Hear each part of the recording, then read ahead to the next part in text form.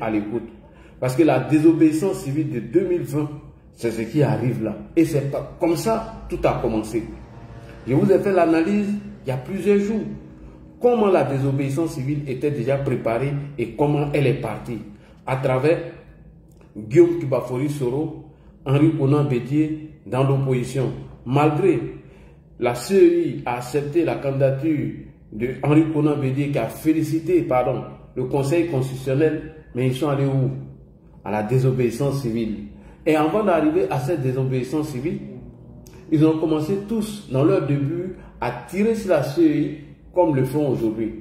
On a entendu M. Georges Akkar, représentant du FPI à Paris, dire que si le président Ouattara refuse de s'asseoir avec eux et discuter pour réformer cette CEI, ils vont amener ce problème à un problème ethnique.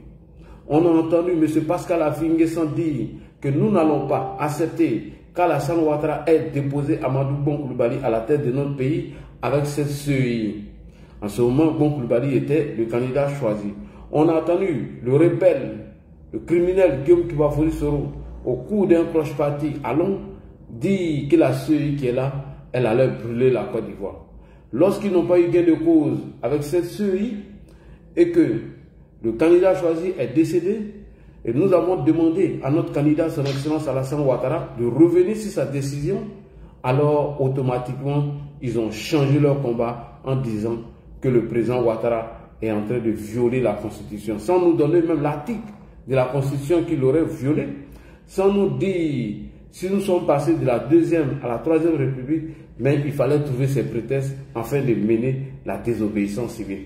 Et quand vous regardez la même stratégie de 2020 à 2025, c'est la même chose. Seulement, Guillaume Soro ne bavarde pas beaucoup. Seulement, il consulte l'AES.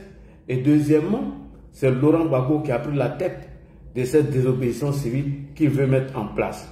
Sinon, M. Laurent Gbagbo n'est pas sur la liste électorale depuis 2020. Tout le monde savait le sort de Laurent Gbagbo, mais il fallait préparer cette désobéissance civile dont je demande aux militants de se tenir prêts et que nous allons faire face à cette désobéissance civile.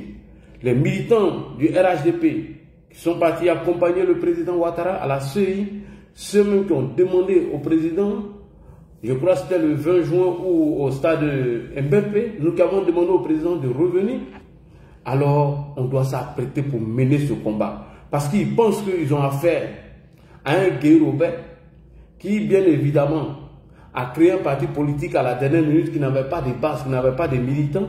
Ils pensent qu'ils ont affaire à Guy. On va leur montrer que c'est nous qui avons chassé Guy parce qu'on ne voulait plus des militaires. C'est en nous qui sommes descendus dans la rue. Et on a mené ce combat en chassant Guy parce qu'ils nous ont menti en disant que si le général Guy était parti, on allait reprendre les élections. On va leur montrer que si ce qui compte là, face à nous, ils vont perdre cela. Et donc je salue tous les militants ici. Je répète encore, chers frères et sœurs, partagez. Partagez, le mot d'ordre vient d'être donné. On attend maintenant. Le premier imbécile qui va mettre ça en exécution, c'est ça nous on attend. Le mot d'ordre vient d'être donné par le PPACI à travers ce communiqué pourri que j'ai présenté tout à l'heure. Il y a un qui me dit c'est pas signé. Est-ce que tu as eu le PPACI démenti ou c'est pas signé? Ils ont donné le mot d'ordre et ils vont faire face à des militants déterminés, prêts à mourir pour le président Alassane Ouattara. Nous ne sommes pas les militants de Facebook. Et quand on le dit, c'est qu'on est prêt.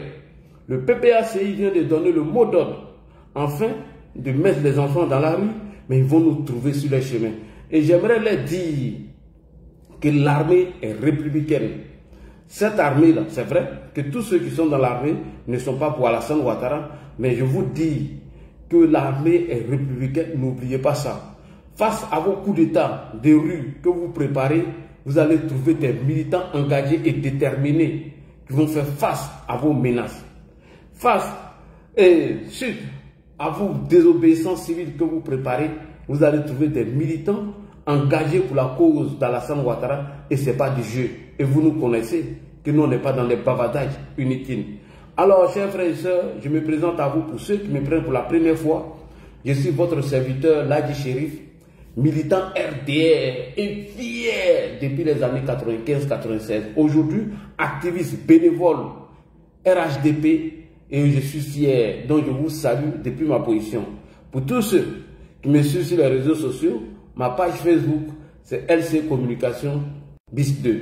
Ma page YouTube, c'est Ladji Chérif. Sur TikTok, c'est Ladji Chérif. Alors le PPACI, qui vient de donner le mot d'ordre à travers un communiqué, chose qu'il est en train de vous dire depuis hier, qu'après la rencontre du mercredi du PPACI, ils avaient décidé de donner un mot d'ordre dont nous allons lire ensemble. Et nous allons parler à ce PPACI de merde qui pensent qu'ils ont le monopole de la violence, qui pensent qu'ils sont plus nombreux que nous, qui pensent qu'à travers leur insurrection qu'ils sont en train de préparer, ils vont nous renverser. Non, vous voulez Bako face au général Robert Gueye a fonctionné.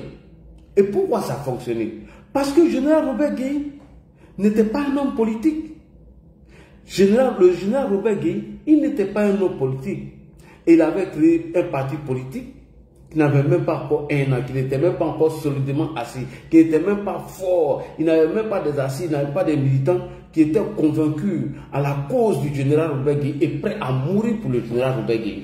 Non, il n'avait pas ça. C'est pourquoi le mot d'ordre de Laurent Gbagbo a fonctionné. Le mot d'ordre de Laurent Gbagbo a fonctionné parce que le général Robert Gueye, non seulement il n'était pas un homme politique, il venait de créer un parti politique, il n'avait pas encore des militants, il n'avait pas de base. Il n'y avait pas de militants qui étaient convaincus de la chose de Robert Gueye, qui étaient prêts à mourir pour lui. Alors que nous, là, nous on est prêts à dire pour Alassane Ouattara, ils le savent.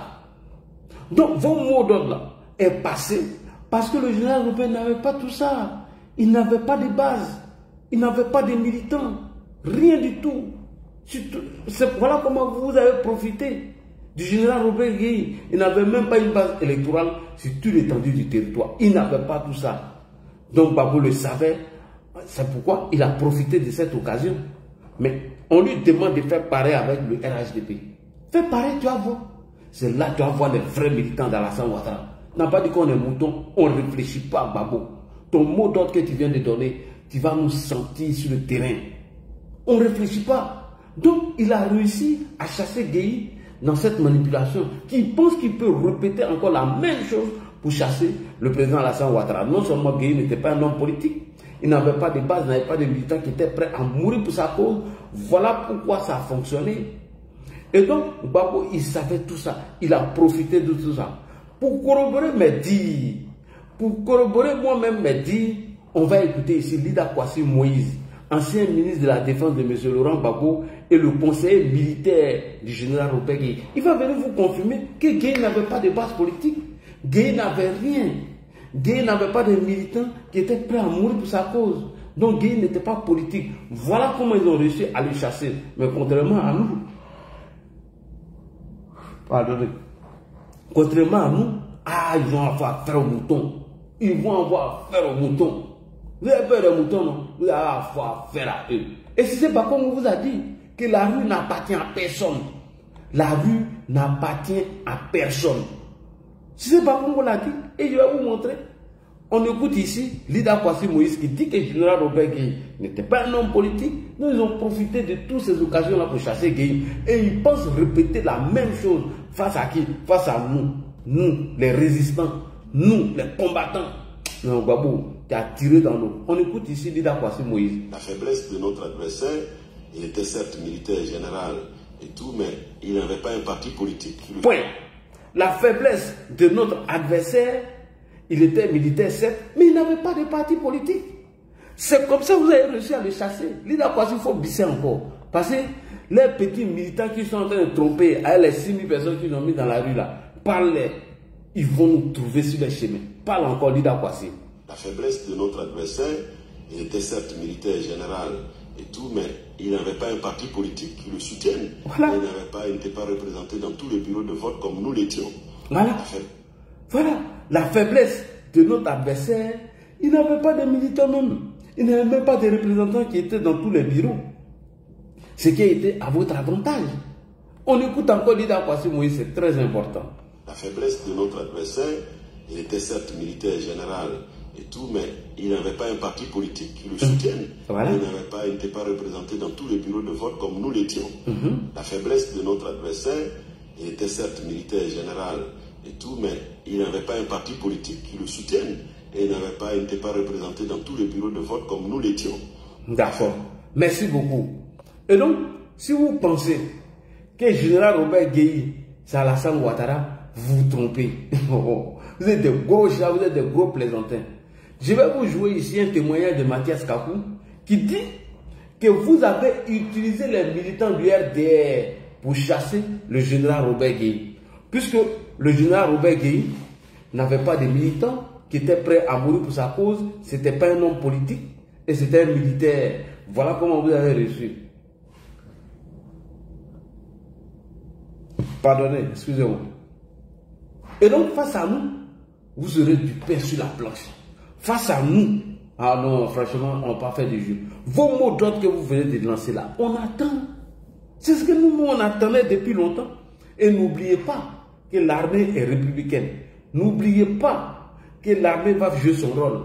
Si vous pensez que nous on va s'asseoir, bras croisés comme ça, vous allez descendre dans les rues, aller chasser Draman, et vous êtes des gros plaisantins, quoi. Des gros comédiens même. Mais vous allez nous trouver sur le chemin. Alors, M. Mathias Kakou, est-ce que c'est Babo et ses partisans qui ont réussi à chasser le général Robert Gueye, ou bien ils ont fait appel aux militants du RDR afin de les aider à chasser le général Robert Gueye? C'est très important. M. Mathias Kakou, alors il faut répondre à ces égarés-là, ces plaisantins-là, qui ont fait un communiqué de poubelles et de déchets, qui pensent nous effrayer. Ils pensent qu'ils vont paralyser tout le pays. Mais c'est là que vous allez nous trouver déterminés sur vos chemins. Alors, on va écouter Mathias Kakou, qui va nous confirmer ici que réellement, ce que Lida Kwasi a dit du général Robert Gueye, qui n'avait pas de base politique, qui n'était pas un politicien, qui était un simple militaire. Voilà comment ils ont réussi à le chasser. Parce qu'il n'avait pas de militants qui croyaient à sa chose. Ils croyaient au général Robert Gueye, qui était prêt à mourir pour lui. Il n'avait pas ces militants. Mais face à nous, vous aurez affaire à des cachots, de vrais maudits. On écoute ici Mathias Kakou. C'est très important.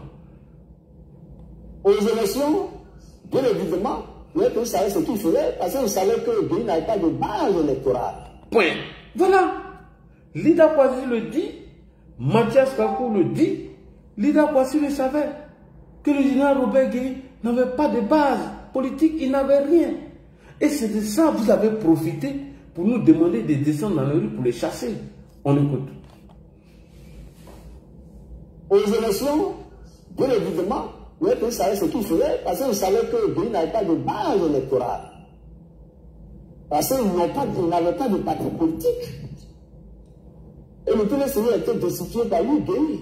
Mais le premier Seigneur ne pouvait pas soutenir Gueye, il savait ça. Mais le pays s'est appuyé sur le PDCI.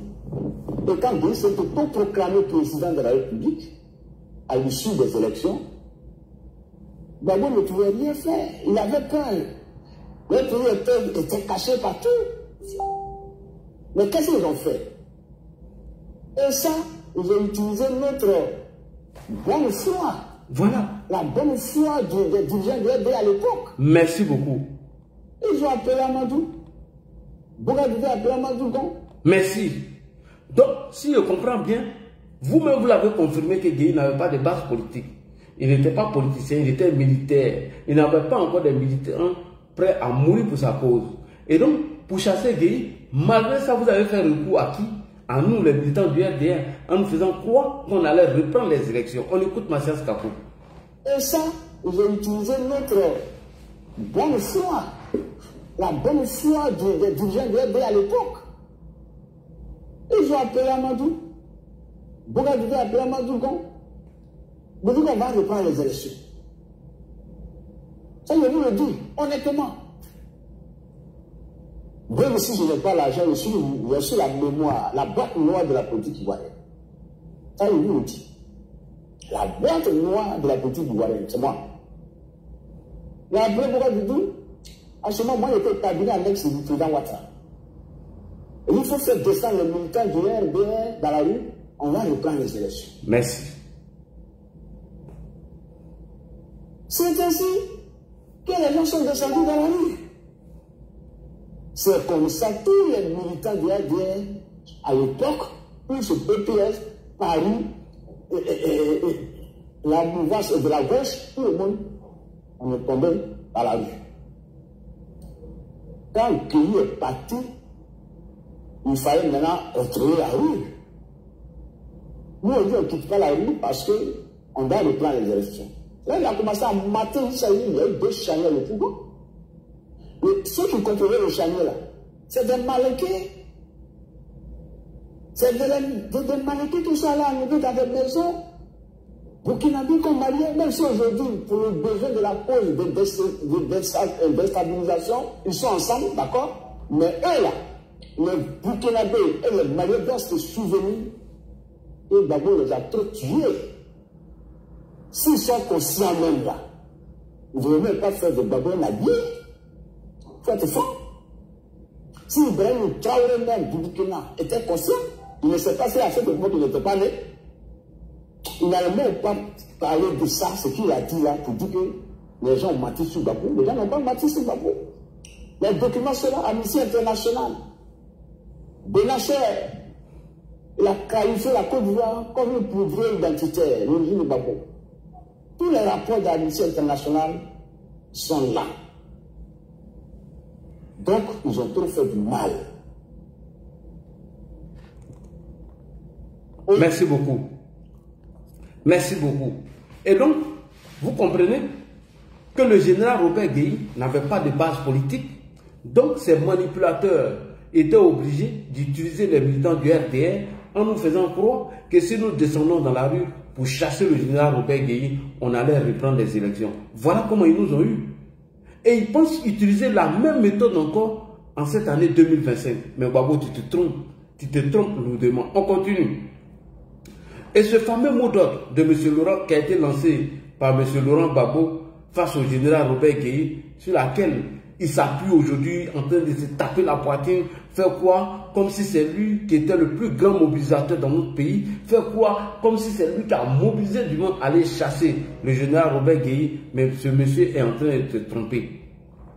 Oui, il fait comme si c'était le plus grand mobilisateur, alors qu'à la vérité,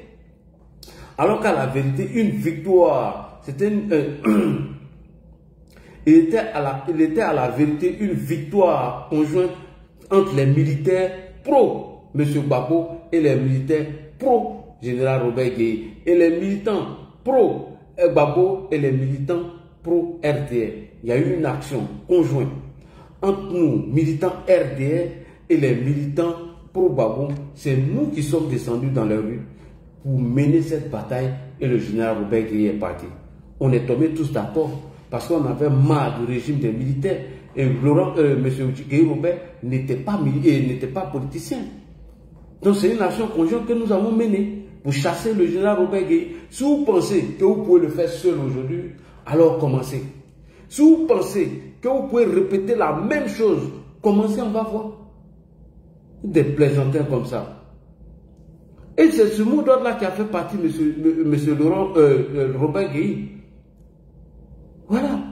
Parce que c'est après la chute du général Robert Gueye que Gbagbo a organisé. Regarde ce qu'ils nous ont dit. Ils nous ont trompés en nous faisant croire que si le général Robert Gueye chute, on va réorganiser les élections. Mais ils finissent de faire tout ça. Non seulement ils n'organisent pas les élections, et deuxièmement, ils vont dire à nos militants. Et c'est comme ça qu'ils ont contrôlé la rue. Vous pensez qu'on ne sait pas comment vous êtes arrivé au pouvoir? Vous le pensez? Même moi, c'est pas de plaisanter là. On va écouter ici le président qui va vous développer bien cette histoire. Comment ils ont réussi à utiliser nos militants, comment ils nous ont trompés pour accéder au pouvoir. On vous attend. On attend ça même. Répétez la même chose. Qu'on va chasser de la même action. Voilà comment nous on est descendus. Et puis nous on ne voulait même plus du général Robert Gueye. Donc quand tout le monde est descendu dans la rue maintenant, on était fous. Et nous tous, on a chassé Gueye maintenant là. Voilà comment il fallait contrôler la rue. Donc Topo Blé et quelques militaires se sont mis devant. Et ils ont commencé maintenant leur manigance. Et ils ont commencé à tuer les militants du RDR. Nous on a dit qu'on ne quittait pas la rue, hein, tant qu'on ne reprend pas les élections. Voilà comment il y a eu le charnier de Yopougon. Et deuxièmement, Lida Kwasime vient de dire, lui qui était conseiller militaire de Gueye, il dit que Gueye, là, il n'avait pas de parti politique, il n'avait même pas une base sûre même. Il n'avait pas de militants qui étaient prêts à mourir pour lui. Rien du tout. Alors que nous, ça fait 15 ans au pouvoir. L'armée est républicaine. Et toi, tu vois l'engagement et la détermination des militants. Et toi, tu avais dit, non, qu'à faire tournée nationale, vous avez fait des protestations, mais vous avez nous trouver sur vos chemins. Cette fois-ci, là, on va désobéir nos partis politiques. On va désobéir à Alassane Ouattara. Ça va vous étonner. Descendez dans les rues seulement. Si ce n'est pas qu'on vous a dit, non. La rue ne vous appartient pas. Voilà. Et c'est pourquoi je remercie les militants encore une fois. Votre détermination, vos engagements, quand vous êtes sortis par là accompagner le président là, c'était une manière de leur montrer que s'ils veulent rapport de force là, on va se trouver dans la rue. On va se trouver dans la rue. Si vous rêvez à ça là, enlevez ça dans vos yeux. Il n'y a pas quelqu'un qui est plus déterminé que nous. Il n'y a pas quelqu'un. Donc Bako peut donner motion à ces gars de commencer déjà les protestations partout. Ils peuvent dire tout. Mais nous là, ils vont nous trouver. C'est là que vous allez voir vrai peuple. C'est là que vous allez voir que quelqu'un même est engagé. Non, vous n'allez pas croire. Descendez dans la rue, vous allez nous trouver là-bas. Descendez dans la rue. Descendez. Descendez seulement. Ils vont nous séparer dans la rue. Ils vont nous séparer. La police va venir nous séparer. Quand on descend dans la rue, on prend tout. Les plaisantins comme ça là. Descendez. Descendez dans la rue. Et je le dis, je l'assume. On dit que la quota est prêt. Djibo est prêt. C'est eux là qui ont venu nous effrayer. Des plaisantins comme ça. Bouna est prêt. Qu'on va descendre dans la rue. Descendez. Babo vous a déjà donné motion, non? Il vous a déjà dit de commencer, non? À partir de lundi, tous les militants, soyez prêts. À partir de lundi, ils vont commencer leur motion de sensibilisation, là, leur protestation. Heureusement qu'ils ont donné la date. Heureusement qu'ils ont donné le jour. On me dit que tout le monde dit est prêt. Tout le monde dit est prêt. À Djamé, à Bobo, à Nyama, à Zopé, à Zoté. Bontoukou est prêt, là, dit. Kani est prêt. C'est Abidjan, mais on menait la vraie bataille. La vraie bataille, là, c'est Abidjan. Kani est prêt. Nyamatogola est prêt. Wasuba. Coco. Mort est prêt, hein. Ouais. Voilà, Yamayo est prêt. Qui m'a fait donner la parole aux gens? Il y a ton Grabamé qui veut prendre la parole. Anyama, Azopé, Bontoukou, Koumassi, Azoté, Abras, bon ça c'est Djamé.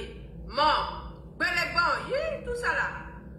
On dit même que Don Gravano est prêt, que tout le Woroba complet est prêt. Bon, on dit faire que ce Dougou même est prêt.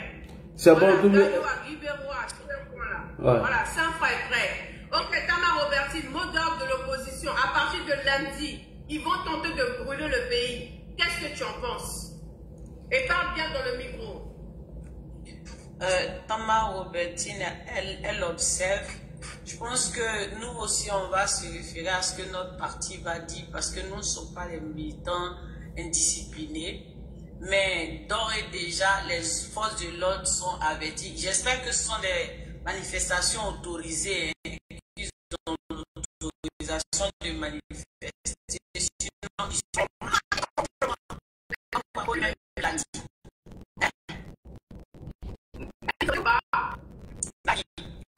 Oui, mais la feuille, vous avez déjà envoyé. Ils vont poser la motion au fait de lever. Ils vont commencer.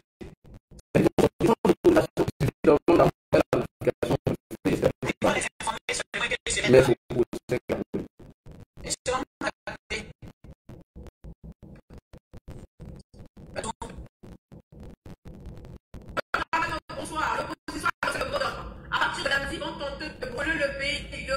d'agresser tout le monde. Qu'est-ce que tu as à dire de ça? Ouais, moi, en fait, c'est pas ça qui me dérange dans la sortie de l'opposition. Qu'est-ce qui vous dérange? Non, la mauvaise foi de l'opposition, en fait. C'est-à-dire, mais encore. Nous sommes tous contemporains de nous sommes tous contemporains de l'histoire de la politique de la Côte d'Ivoire. Vous savez que en 95, Bédi était au pouvoir. Il a écarté le président Ouattara, où il a fait des réformes, je crois, une réforme où il disait que tout candidat devait justifier ses origines son ascendance ivoirienne. Et sur ce motif-là, il a catché le président Alassane Ouattara. Pourtant, nous savons tous que le président Ouattara a dit beaucoup de parents ivoiriens. Et la Côte d'Ivoire n'a pas brûlé. C'est le PDC qui est au pouvoir. Ils sont allés aux élections. Vous vous souvenez bien de ça. Et Laurent Gbagbo, qui est là aujourd'hui, et juste après ça, il a fait le Front républicain et le président Alassane Ouattara. Et il disait que celui qui va dire que le président Alassane Ouattara n'est pas ivoirien, qu'il allait le trouver sur son chemin. C'est Laurent Gbagbo qui l'a dit. Mais étant donné que Laurent Gbagbo, il était toujours un homme qui a il s'est permis de dire qu'il est le boulanger. Et vous savez qu'en 90, il allait aux élections face à Houphouët-Boigny. Et il avait perdu. Il a dit même qu'il a gagné, pourtant il a eu 18% aux élections. Et s'il allait aux élections en 95 après-midi, il était sûr qu'il allait perdre. Alors, il refuse d'aller aux élections. Il soutient le président Alassane Ouattara qui a été écarté en faisant le boycott actif. Mais c'était une ruse en fait. Il savait que le PDCI, avec sa machine étatique, il ne pouvait pas gagner. Donc s'il perdait 2 fois aux élections de manière successive, politiquement ça le cramait. Donc le refus d'aller aux élections en 95, c'était pour éviter d'avoir perdu 2 fois aux élections. Donc il fait le Front républicain, le président Alassane Ouattara, et il disait que le président Alassane Ouattara était ivoirien. Et après les élections de 95, où lui, le président Alassane Ouattara, sont allés aux élections, parce que le président Alassane Ouattara a été écarté, il va rompre l'alliance avec le président Alassane Ouattara, et c'est lui qui sera le premier maintenant à dire que le président Ouattara n'est pas ivoirien.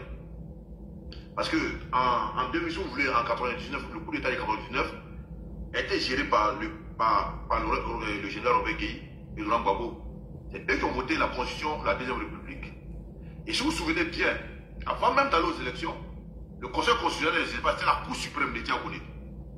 Et le président Laurent Gbagbo, il a dit, avant même que la Cour suprême ne donne la liste des candidats, lui, il a dit que le président Alassane Ouattara ne sera pas candidat.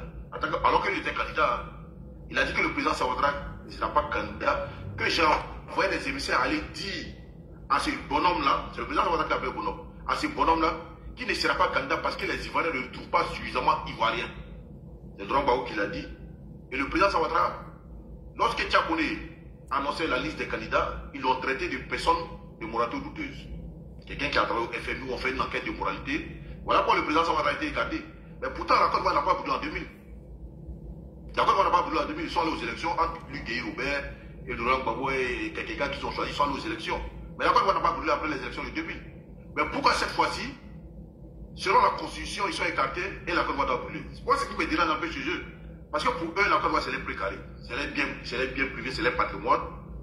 Et s'ils ne sont pas dans une élection, la Côte d'Ivoire doit brûler. S'ils sont dans une élection, tout est bien. Les choses ne fonctionnent pas comme ça. Et comme la logique, en fait, ce qu'ils sont en train de dire, ça c'est de manière officielle. Mais officieusement, les gars, ils veulent attenter à d'autres choses, aux institutions de la Côte d'Ivoire. Mais la nostalgie que le PPAC a, ils pensent qu'ils sont encore au pouvoir.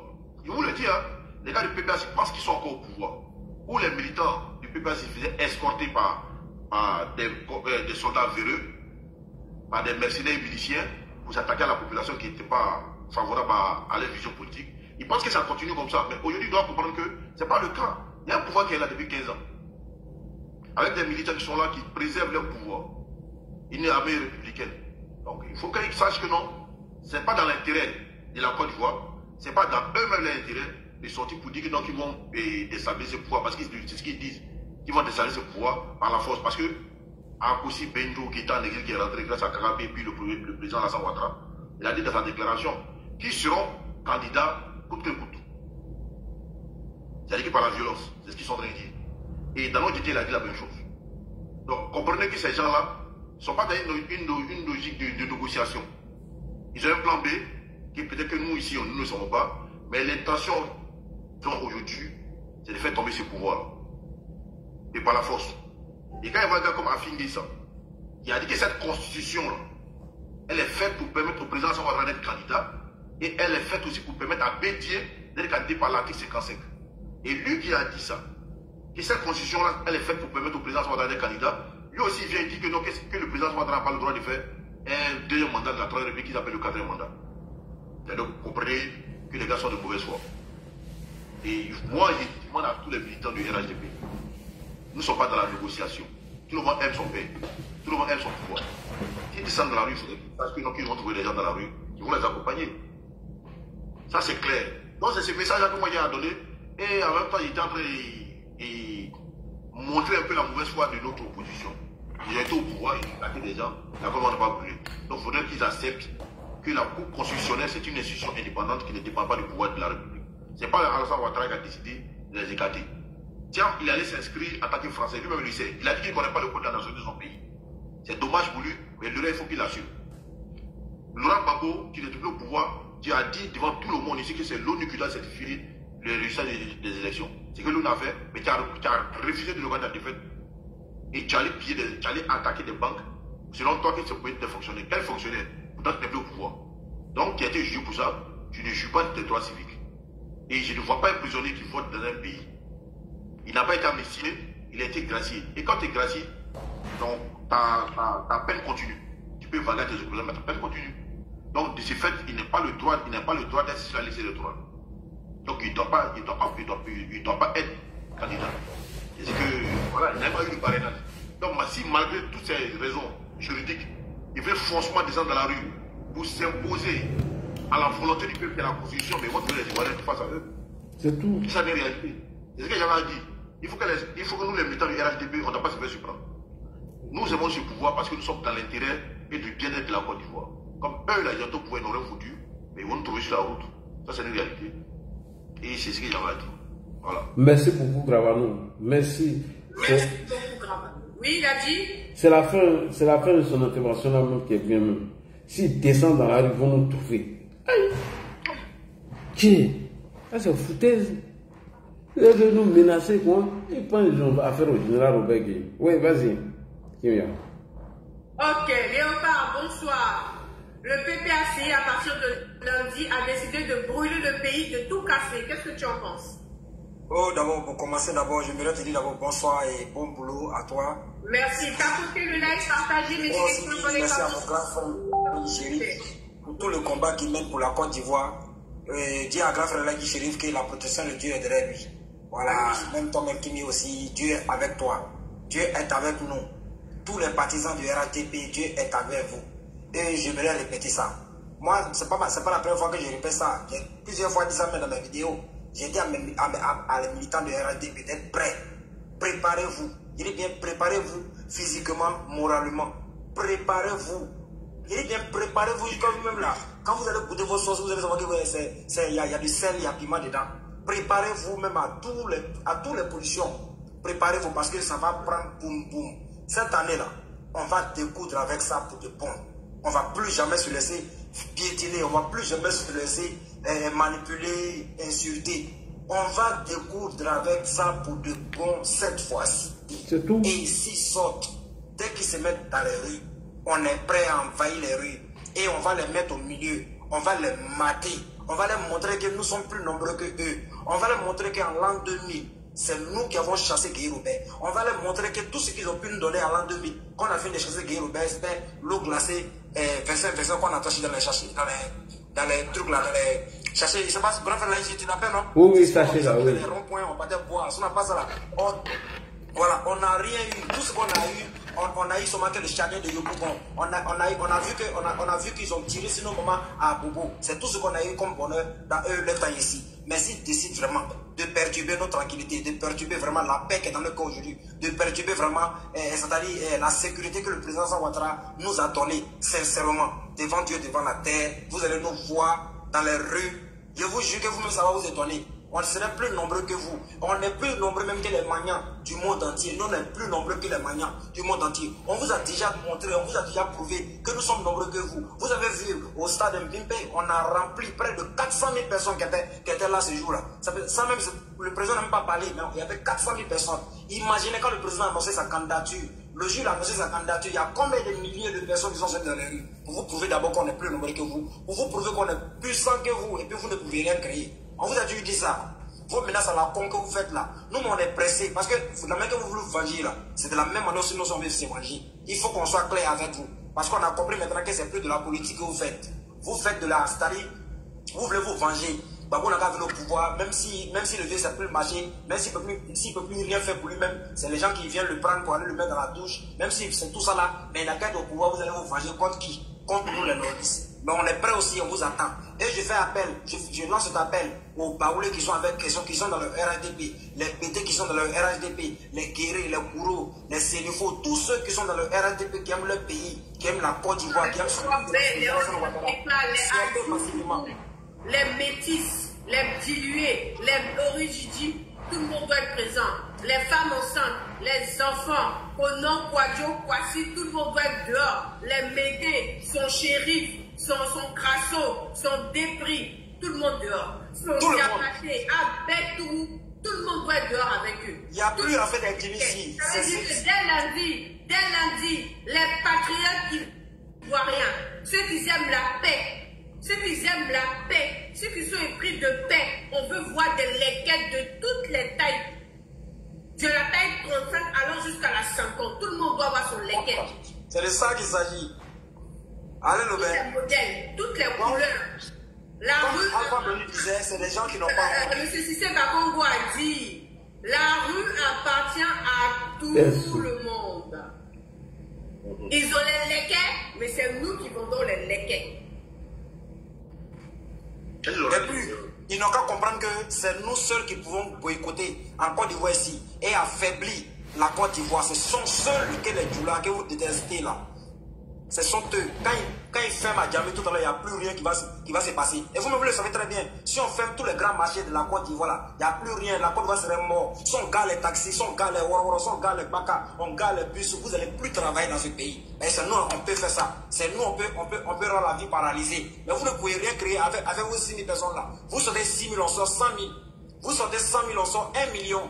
On vous montre qu'on est plus nombreux que vous. Et on vous a déjà dit, si c'est pas pour nous a déjà dit ça, hein, il dit que la rue n'est pas faite pour une seule personne. C'est fait pour tout le monde. Donc, chacun de nous, on est prêt. Et puis, on vous dit, hein, préparez-vous. Parce qu'il vous a déjà dit, préparez-vous. Quand vous allez goûter vos sauces là, vous allez dire que, ouais, il y a piment, il y a sel, il y a tout dedans. Et je lance cet appel à mes frères Guéry, à mes frères Yakouba, à mes frères Bété, Sénéfo, tous ceux qui aiment la paix, qui aiment le développement de son excellence, M. Alassane Ouattara. Arrête d'oublier Koyaga et puis Maoka. Voilà, les Koyaga, les Maoka, nous sortez massivement pour venir créer vos ras-le-bol en face de ces personnes. Cette année-là, c'est leur dernière. Les Anglais te disent les Peuls, les Mossi, tout le monde sort dehors. Voilà. Mais c'est quand vous allez les voir au dehors, mais soyez prêts. Parce que, asseyez-vous, dormez comme crocodile. Dormez, c'est-à-dire dormez les yeux ouverts. Ne fermez jamais les yeux. Et puis, tendez l'oreille très bien pour écouter ce qu'ils vont dire. Parce que déjà, ils ont déjà lancé mot d'ordre. On vient de nous lancer mot d'ordre. Vous ne comprenez pas, mais on vient de déjà lancer mot d'ordre pour pouvoir déstabiliser la Côte d'Ivoire. Et chaque fois, je vous dis, préparez-vous. Et je vais vous dire encore, lancez ce message, laissez à mes frères. Actuellement, il y a des gens infiltrés en Côte d'Ivoire actuellement. Et ces personnes-là, ils sont avec, c'est-à-dire ils sont là, mais il y a des Ivoiriens vendus là qui sont devant eux pour leur montrer les points sensibles ici en Côte d'Ivoire. Donc, voyez, si vous voyez des gens bizarres dans vos quartiers, si vous voyez des groupes qui viennent se rassembler dans vos villages, dans les quartiers, et signalez-les à la police, signalez-les à la PLCC, signalez-les seulement. C'est très important. C'est pour notre sécurité, c'est pour la sécurité de nos enfants. Parce que celui qu'on mène aujourd'hui, là, c'est pas pour nous-mêmes. Hein. On vous dit ça. Grand frère Dieu chéri, il peut faire sa vie en Europe. Maman Kim peut faire sa vie en Europe. Mais on fait ça pour nos enfants. Pour que demain, quand nos enfants grandissent, ils viennent dans le pays de leurs parents, de leur papa, de leur maman. C'est de ça qu'il s'agit. On veut la paix en Côte d'Ivoire. Et celui qui ne veut pas la paix sera maté par nous les civils. Ça, c'est pas d'abord parce qu'on veut le pays. Vous croyez que l'armée avec le pouvoir en place, c'est faux. L'armée est indépendante. Hein. Elle, c'est elle qui décide de quoi. C'est elle qui décide ce qu'elle doit faire. Personne ne la donne, c'est-à-dire les autres. Elle décide de ce qu'elle doit faire. Donc, quand vous allez sortir dehors, là, on va vous mater, nous, la population, c'est-à-dire nous, les partisans de RHDP, nous qui voulons la paix pour la Côte d'Ivoire, on va vous montrer ce que nous sommes. Merci beaucoup, Maman Kimia. Je me limite là, maman. Ok, merci beaucoup. Merci. C'est toi qui. Che Guevara. Le PPACI veut brûler le pays. Le mot d'ordre a été donné. Le PPACI a donné le mot d'ordre. Ils ont donné le mot d'ordre sans aviser nos autorités, sans avoir une autorisation claire et nette. Le PPACI veut brûler la Côte d'Ivoire. Le PPACI veut tous nous dire, casser nos biens. Qu'est-ce que tu as dit sur ça, Che Guevara? D'accord. Comme je le disais tantôt, voilà, nous, on va plus se laisser faire. Ce que le colonel Boinou m'a fait à Bondoukou, ça va plus se répéter 2 fois. Je sais de quoi je parle. Mon magasin de quincaillerie a été brûlé à la rivière par les miliciens, par les JPP. Mon magasin de quincaillerie. Ma 406 a été bloquée par le colonel Kouadoum. Il est en exil. Le jour où il met pied en Côte d'Ivoire, je l'enferme. Ça, c'est clair. Voilà. Donc, nous, on va plus se laisser faire. Si quand ils ne vont pas demander d'autorisation, c'est des motions qu'ils vont les déposer. Voilà. Et ils veulent sortir dans la rue, il n'y a pas de problème. Si la police est débordée, nous, là, on est en attente. Ils seront étonnés d'aller dans les 10 secondes qui suivent là. Ils voient qu'il y a un renfort civil qui est venu pour protéger la Côte d'Ivoire. Effectivement. Pour protéger la Côte d'Ivoire, c'est de ça qu'il s'agit. Nous, on parle de paix. On parle de paix. L'armée va faire son travail. La gendarmerie, la police, ils vont maintenir l'ordre par tous les moyens qu'il faut. S'ils sont débordés, les 10 minutes qui suivent là, ils vont voir la population civile près de eux pour les aider. Merci. Sur ce qui compte là, nous-mêmes, on a déjà lavé ça et puis on a assis. Ils ne savaient pas que depuis 15 ans, nos paumes là, ça nous gratte. Mais ils oublient que, à cause d'un seul monsieur dans ce pays-là, quand il dit laisse, nous les moutons, nous les personnes qui traitent des moutons là, on rentre dans notre cage là et puis on dort. Chérif, mais cette fois-ci là, on va désobéir au parti et on va désobéir à notre président. Et puis après, voilà, si le président ils vont nous arrêter, puis on va aller parler là-bas. Ceux qui vont rentrer à la maison, ils vont rentrer. Ceux qui vont rester là-bas, ils vont rester. Mais cette désobéissance civile là, aller casser bien les gens là, semer des troupes dans le pays là, ça ne passera plus. Il n'y a plus, ça passe plus. Il n'y a pas d'œil dedans. Il n'y a pas d'œil dedans, ça passe plus. Ce qu'on a vécu dans les temps là, souffrance qu'on a vécu dans les temps là, on ne va pas vivre ça cette année. Ça c'est faux. Ils n'ont qu'à être sûrs et certains. Même s'ils ont levé 17 génies comme sacrifice, ça ne passe pas. Non, à tête de main, ça ne passe pas. Ils disent que les Burkinabés, non. Ils nous traitent d'étrangers, non. C'est-à-dire que si vous n'avez pas caca de bœuf dans votre mémoire, dans votre crâne là, un Burkinabé ne peut pas venir te gouverner chez toi et puis il met loi, tu ne peux pas parler. Ce que tu aimes, c'est-à-dire que tu aimes, on ne t'appelle pas garçon, on t'appelle Lélé. On t'appelle Lélé, c'est que tu n'es pas garçon. Voilà. Moi je l'ai dit, lundi là c'est trop. Demain là ils n'ont pas commencé. On veut voir quelque chose, nous on est pressé, on veut voir quelque chose. Faire ça là, nous on va préserver ça. Ce n'est pas les soules de Paris, soules de Babi ou bien soules de Paris, bras cassés, pieds cassés, qui n'a pas bulletin de salaire là, qui vit sur le contribuable de la France là. Alors que moi, lui-même là, Dieu avec nous. Sinon si Ouattara avait cassé son cou là même là, c'était mieux. Lui il a dit que si Ouattara dit qu'il est candidat, lui il va aller au Burkina. Il fait quoi depuis là-bas? Il n'a qu'à aller au Burkina. Ibrahim Traoré n'a pas encore gagné à manger, lui il va l'ajouter là-bas. C'est la fin qui a été tuée. Tout cela, vous êtes là-bas en train de faire Kagbashi là, ça c'est pas ça. Nous on a dit, on dit cette paix là, nous la population civile, on dit cette paix là, on va préserver ça coûte à coûte. Par tous les moyens, on va préserver cette paix là. Vous n'allez pas détruire le pays. Non. Vous dites trop c'est trop, non. Nous on dit, Nangama ça suffit.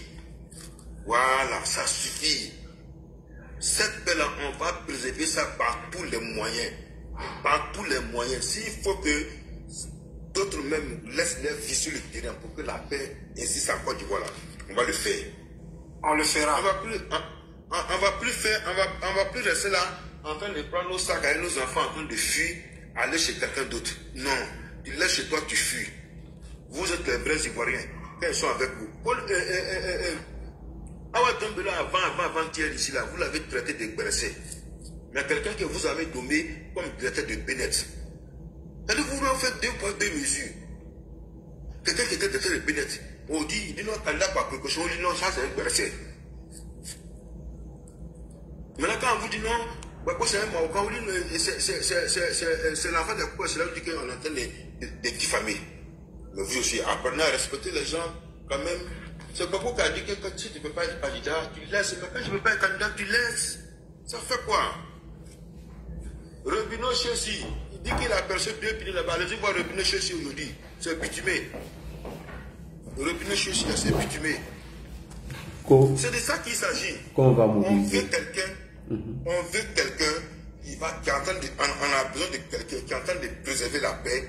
Le gouvernement ne peut pas donner le travail à tout le monde, certes oui, mais quand les investisseurs viennent, quand les investisseurs viennent installer les usines là, c'est nous on travaille, donc c'est le gouvernement qui nous donne le travail. On doit le courrier là-bas aussi, déposer le dossier et puis on nous prend. Même si tu as un minimum de salaire de 150 000 francs, ça vaut mieux que tu vas aller tendre la main. Vous étiez ici là, tu as du broutage, tromper les blancs, prendre leur argent. On a vu ça ici, vous avez fait tout dans ce pays. Les jeunes filles avaient rafale partout à Abidjan. Tu ne pouvais pas parler. Tu parles là, c'est la police qui vient te chercher. Elle vivait dans les duplex. Vous avez venu que fondateur. Vous avez vraiment refondu le pays en nous envoyant Pebo Kuala ici. Venez verser des déchets toxiques. C'est ce pays-là que quelqu'un que vous avez traité de tout hier allait exhumer même le corps de sa maman dans une tombe. Vous êtes des gens sans. Vous n'êtes pas. C'est-à-dire qu'il n'y a pas de veine dans votre corps où le sang traverse. Mais on va vous montrer, nous on n'est pas docteur, mais on va vous montrer où les veines là se trouvent, le sang sort. Je dis sortez demain. N'entendez pas le 15. 15 là c'est long. Sortez demain, on voit quelque chose, on va tester quelque chose pour voir. Sortez. Il faut qu'on teste quelque chose. Voilà. Non mais ils exagèrent. Abou, bonsoir. Comment tu vas, Abou? Le PPACI a décidé à partir de lundi de brûler le pays, de casser nos biens. Nous, en tant que patriotes, pour apporter un soutien à nos forces de défense et de sécurité, qu'est-ce que tu proposes? Qu'est-ce que tu as à dire? Merci beaucoup, Kimia. J'espère aussi. Kimia, avant qu'Abou prenne la parole, s'il te plaît, il me laisse te parler quoi. Je t'ai écrit sur ta page là-bas et je t'ai laissé mon numéro WhatsApp. Donc, je vais descendre pour revenir quoi, à tout à l'heure. Merci beaucoup. Ok, merci. Abou, on t'écoute. Qu'est-ce que tu en penses? Le PPACI veut tous nous dire. Ok, merci beaucoup. Bien, sans autorisation. Qu'est-ce que tu en dis? Qu'est-ce que tu en penses? Merci bien, Kimia. Merci. Ce soir, je t'ai revu. J'ai vu Rachel Grasso et je sens le sourire sur tes lèvres et cela me va droit au cœur. Sauf que je ne vois pas l'image de Rachel Grasso, mais je pense qu'elle va aussi de mieux. Et j'ai pris Dieu j'ai pris Dieu qu'elle aille de mieux en mieux. Et je voudrais saluer au travers du panel de mon frère Lali, tous ceux qui sont présents et tous ceux qui sont en bas et tous les Ivoiriens épris de paix et de travail. Abou, il y a donc Ravano, mais lui il n'est pas sur TikTok, vous ne le connaissez pas? Non, je le connais très bien, c'est mon jeune frère, voilà. Je le connais très bien, je t'ai dit. Et abonnez-vous tous massivement à la page. Moi, je suis abonné à sa page Facebook. C'est maintenant que j'ai vu sur TikTok. Abonnez-vous à son compte TikTok. Bientôt, il va commencer à faire des lives sur TikTok. Donc, abonnez-vous à l'abonné. Et il va débuter des lives très prochainement. Inch'Allah. On va le voir, on va le coacher. On va lui expliquer comment faire les lives, comment faire les paramètres. Et je pense que peut-être, fin de semaine prochaine, il va débuter les lives sur TikTok. Donc, abonnez-vous à lui. Merci donc Ravano, merci d'être présent sur le live de Lali Chérif. J'admire bien tes analyses parfois, je t'adore très bien. Kimia, merci beaucoup. Kimia, moi je suis bien sur mon Facebook comme ça, vous restez sur mon TikTok.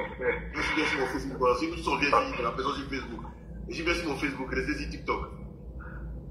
En tout cas, dès la semaine prochaine, il débute les lives. Abonnez-vous à son compte TikTok s'il vous plaît. Bonsoir ma chérie Adjara Koulibaly, comment tu vas? Alors Abou, qu'est-ce que tu en dis? Ben, ce que je voudrais dire, d'abord, je voudrais restituer les choses dans leur contexte. Nous allons repartir légèrement d'abord sur le couple Laurent Gbagbo, Simone Veil Gbagbo. Et quand tu prends la cartographie politique de la Côte d'Ivoire, il faut reconnaître que les zones qui étaient fondamentalement engagées pour la cause du couple et Laurent Gbagbo, et on avait la région de Bonois, la région d'Agoville qui sont en majorité des Abés et la région ouest à partir de Kezabo, Diokwe jusqu'à Giglo, cette région, voilà les régions qui sont fondamentalement Laurent Gbagbo. Mais la région de l'ouest, centre-ouest, qui est ma région natale, la région BD, si je peux le dire ainsi, cette région, parfois, les gens ne connaissent pas réellement la cartographie politique. Mais cette région, en majorité, a été PDCI. Et avec l'arrivée du RDR après, la région de Gagnoa est devenue presque dans son ensemble, en tout cas Gagnoa ville est devenu largement RDF. Donc, Ravano, tu peux fermer ton micro, s'il te plaît. Je ne connais pas ça, Gawa. Quand je ferme, je ferme. Merci. Et donc, quand les manifestations politiques commençaient en Côte d'Ivoire, notamment quand le FPI lançait des activités politiques comme ça, la région qui était beaucoup engagée pour cette cause de Laurent Gbagbo, on avait la région de Bonois, c'est-à-dire celle de Simone Gbagbo. On avait la région de Ouai, à l'ouest de la Côte d'Ivoire. Et puis on avait la région Abel, c'est-à-dire la zone d'Agoville. Mais aujourd'hui, quand j'ai scruté un peu les trucs, les actualités, mais on se rend compte aujourd'hui que ces deux grandes régions, notamment la région Ouai et puis la région d'Agoville, les gens ont décidé simplement d'abandonner la cause de Laurent Gbagbo. Et ça, je vous le confirme. Parce que l'Agnevi-Tiassa, que la route de l'Agnevi-Tiassa, dont Laurent Gbagbo a crevé 2 pinés, où lui-même il disait que les cailloux étaient devenus si tranchants que même lui-même là, il a fait plus de 2 heures de temps, ceci, cela. Et aujourd'hui, ces populations se réjouissent de la valeur que le président Alassane Ouattara leur a donnée, notamment il y a un de leurs qui est ministre de la Santé, et encore à la mairie et ceci et cela, et il a refait leur route, il leur a apporté de l'électricité, et ces populations se réjouissent de ce développement que le président Alassane Ouattara leur a donné réellement. Et ils le disent, ils le reconnaissent, et ils sont engagés aujourd'hui pour la cause de Laurent Gbagbo. Mais quand tu vas à l'ouest, la ville de Diokwe qui était quasiment à terre après les événements de 2011 jusqu'à Guiglo, le pont qui reliait la ville de Guiglo à Diokwe qui était un pont à 1 voie, aujourd'hui c'est devenu un pont à 2 voies. Et les populations guerrières qui sont dans ces localités se réjouissent des réalisations qu'ils ont acquises sous la gouvernance de Laurent Gbagbo. La ville de Bangolo, dont ils avaient brûlé la sous-préfecture, même le lycée avait été touché. Tout ceci a été restructuré, rénové. Et ces populations aujourd'hui qui étaient engagées, c'était des extrémistes. Au moindre événement à Bangolo, les gens coupent la route, ils parlent en route. Personne ne passe. Mais aujourd'hui, ce sont ces populations eux-mêmes qui disent que plus jamais ce qui s'est passé en 2011 ne se passera dans leurs localités respectives. Parce qu'ils ont vu réellement que cette politique de Laurent Gbagbo, en réalité, ça ne les concerne en rien. Les populations qui sont dans ces localités, une mère qui a Kouibli, elle n'a rien à foutre avec le palais présidentiel à Abidjan. En quoi bon vous l'appelez de sortie pour quelle cause? Elle ne se sent même pas concernée pour cette cause politique dont Laurent Gbagbo les a fait rêver. Mais à Gagnoa, les gens ne manifestent pas pour Laurent Gbagbo réellement. C'est rare que les populations de Gagnoa, qui est la région natale de Laurent Gbagbo, ma soeur est là, elle peut le confirmer. Les gens ont manifesté difficilement pour Laurent Gbagbo dans ces localités. La ville même qui était beaucoup engagée pour la cause de Laurent Gbagbo, est aujourd'hui, le maire est aujourd'hui RHDP. C'est la ville de Guibiroa. C'est eux qui étaient engagés pour Laurent Gbagbo. Mais le docteur Blé, qui était le médecin particulier de Laurent Gbagbo, même un centre de vente de paracétamol, il n'a pas pu construire dans son village. Et aujourd'hui, ces villages-là ont des dispensaires de santé. Vous croyez que nos populations ne savent pas que le bien-être social, ils en ont besoin? Eux, ils s'en foutent de ça, hein? Abou. Non. Tu es en train de faire récitation, ça c'est pas leur problème. Mobilise les militants. Oh, laisse ça là, ils savent tout. Les militants sont mobilisés, Nos militants sont mobilisés, mais au-delà d'être mobilisés, il faut aussi faire comprendre aux populations que cette tromperie, les populations ne doivent pas se laisser manipuler pour Laurent Gbagbo parce qu'on l'a déjà vu en exercice. C'est pourquoi je rappelle toutes ces réalisations du président Alassane Ouattara. Parce que la politique, elle se fait pour ceux qui vivent et non pas pour ceux qui tombent. Et les populations doivent le comprendre et les populations ivoiriennes l'ont compris dans leur grande majorité. Vous croyez que les populations de Bonois, en 2020, qui ont barré les routes en 2020, ont leur fille qui est candidate à l'élection présidentielle. Ils vont laisser leur fille au profit de Laurent Gbagbo qui a humilié leur fille devant les caméras du monde entier. Et ils vont abandonner leur fille parce qu'il y a un certain Laurent Gbagbo qui était son ex-mari. Les populations de Bonois ne vont jamais abandonner Simone Eïvé. Et moi, je pense que le classement dans l'ordre des candidats a été bien fait et bien scellé. Et aujourd'hui, nos militants doivent rester mobilisés. Merci. De ne jamais se laisser surprendre. De ne jamais se laisser surprendre par les velléités de Afin Guessan. Parce que c'est lui le danger permanent qui ne dort jamais. Mais je pense qu'à chaque chose, une fin. Et aujourd'hui, Afin Guessan, je pense que son règne a atteint son apogée et aujourd'hui, il va au déclin. Et les gens ont déjà démontré, en Côte d'Ivoire, Laurent Gbagbo n'a jamais été majoritaire. Et ça, je peux le démontrer par des élections.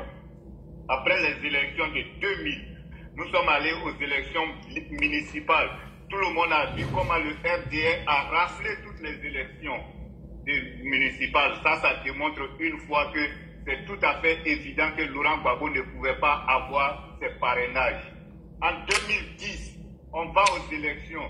Laurent Gbagbo annule 7 localités dans le nord, 7 chefs de lieux de département, plus Boaké. Et Laurent Gbagbo se prétend d'être élu, mais avec combien? 51%. Soyons réalistes. Tu annules les votes de 7 grandes régions.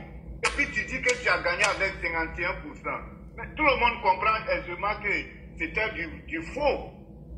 Donc vraiment, je pense que nos populations doivent être éclairées, ils doivent rester saines, ils doivent rester mobilisés. Ne tombez pas dans les provocations, mais restez mobilisés pour défendre la cause d'Alassane Ouattara. Aujourd'hui, toutes les populations ivoiriennes sont unies dans leur grande majorité pour cette cause. Et moi, je voudrais m'arrêter là pour tout le temps les appeler à la mobilisation, à la vigilance, Merci. pour défendre leur père. Merci beaucoup. Merci beaucoup. Merci beaucoup, Ladi. Merci. Tapote, partagez, on tapote. El Sobor, tu es là? Bonsoir. Le PPAC veut brûler le pays dès lundi. Ils veulent casser tous nos biens. Sobor, est-ce que tu es là? Sobor, il est là? Non, il n'est pas là. Ok, on passe. Trabachir, bonsoir. Le PPAC veut brûler le pays et casser tous nos biens. Qu'est-ce que tu as à dire sur les sujets? Bonsoir tout le monde, bonsoir Ladi Shérif, le chef shérif. Bonsoir. Bonsoir la chef shérif. Moi je ne vais pas beaucoup m'attarder sur les détails. On va aller droit au but. Vous voyez, celui qui est assis, celui qui est couché, qu'il s'assoie, celui qui est assis, qu'il s'élève, celui qui est levé, qu'il se prépare. L'heure n'est plus au détail, l'heure est à la réalité. Merci. Là où nous sommes là, il n'y a plus de contentement, il n'y a plus de compréhension, il n'y a plus de savoir chercher à faire comprendre. Non. L'heure est à la défense de la patrie. L'heure est à l'union pour faire bloc face à des gens, des usurpateurs, face à des insurrectionnistes et face à des gens qui sont pris de mauvaise foi. Moi, je répète encore que tout le monde soit mobilisé à fond. Voilà des gens qui cherchent, qui disent qu'il y a la démocratie, il n'y a pas la démocratie en Côte d'Ivoire. Et ils cherchent à sortir pour maintenant faire une insurrection, pour maintenant, ils cherchent maintenant à s'accaparer du pouvoir. Excuse-moi. Là, tu es là ou pas? Je suis là, j'écoute. Ok, regarde dans la liste, il y a une personne qui est en compte privé. Tu peux l'accepter, s'il te plaît? C'est qui? Du nom de Adigbate. Il est en privé, moi je ne le vois pas, mais toi tu le vois. Ouais, Général Traoré, Adigbate, je ne sais pas c'est qui. Côte d'Ivoire, accepte-le s'il te plaît. Tu le connais? Accepte-le. J'ai vu son commentaire. Il y a Tomba qui est là. Donc après je le prends. Ok, excuse-moi Travachir, on t'écoute. Voilà, donc je disais tantôt que ceux qui sont couchés, ils s'asseyent. Ceux qui sont assis, qui s'élèvent. Ceux qui sont enlevés, qui se préparent. L'un n'est plus à la rigolade. l'heure n'est plus à essayer de faire comprendre ces ânes-là. L'heure n'est plus à faire comprendre ces animaux humains. L'heure est aussi à la défense de la patrie. Toi qui aimes le président Ouattara, toi qui as beaucoup cherché à avoir une vue de l'X en Côte d'Ivoire, toi qui cherches pour qu'il y ait la paix en coûte que coûte en Côte d'Ivoire, toi qui cherches à être un patriote digne du nom, lève-toi, ne te couche pas, ne t'arrête pas à croiser les bras, fais front, fais face à ces énergumènes, à ces gens qui cherchent qu'à découdre avec le pouvoir légitime de Côte d'Ivoire, ces gens qui cherchent à venir, c'est-à-dire s'ajouter aux insurrectionnistes pour faire mal à la Côte d'Ivoire. Toi qui aimes tant ton pays, toi tu veux que la souveraineté reste au pays, n'acceptez jamais que ces gens de mauvaise foi, ni loi ni foi, viennent s'accaparer de vos pieds. Faites face à ces insurrectionnistes malhonnêtes et qui cherchent toujours à passer en force et vouloir dénigrer les institutions de la République. Toi qui aimes la République, toi qui cherches à respecter les institutions de ton pays, n'accepte jamais. Ne sois pas assis dans ton salon des individus de mauvaise foi, des gens qui se disent qu'il n'y a pas de démocratie, alors qu'en leur temps, c'était pire. Aujourd'hui, tout le monde aspire à aller en Côte d'Ivoire. Et ces gens-là veulent montrer à la communauté internationale que la paix n'existe pas en Côte d'Ivoire. Tant qu'il y a tant chéri ce pays, ils voient maintenant comment est-ce que la Côte d'Ivoire est en train de s'émerger. Donc ces gens-là sont les ennemis numéro 1 du pays. Levez-vous, levez-vous, n'acceptez jamais. Ne sois pas couché, on va venir te dire que le pays est en train de brûler. Fais face à ces gens malhonnêtes. Fais face à ces insurrectionnistes. Fais face à ces assaillants. Ce sont des assaillants, ce sont des rebelles. Ne les laissez jamais faire front au pays. Faites front à ces gens de mauvaise foi. Moi je dirais, si vous voulez vraiment que la Côte d'Ivoire aille de l'avant, ne les laissez jamais rebondir. Préparez-vous. Préparez-vous, c'est de la légitime défense. Oui. Préparez-vous sur tous les plans. Rien n'est exclu. Si ces gens-là sortent, faites-les face. C'est une fois. Le moment tant attendu est revenu. Ceux qui n'ont pas pu rendre la monnaie, je vous assure que c'est le moment le plus propice de rendre la monnaie à sonner. Patriote, en tout cas, tu aimes ton pays, tu veux que les énergumènes ne prennent pas la possession de ton pays. Lève-toi, combat-toi. Digne fils de la Côte d'Ivoire, ne laisse jamais ce pays tomber aux mains des personnes, aux mains des personnes de mauvaise foi. Des personnes... Timia, je me lève 2 secondes. Hein. Je suis là. J'écoute. Hein.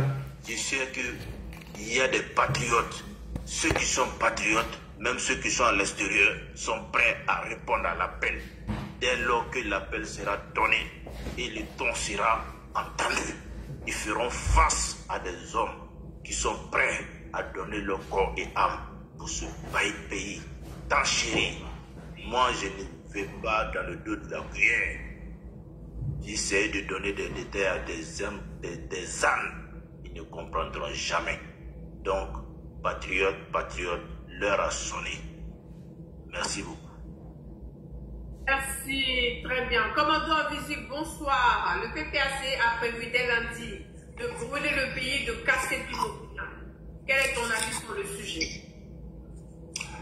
Alors, bonsoir à tous les panélistes.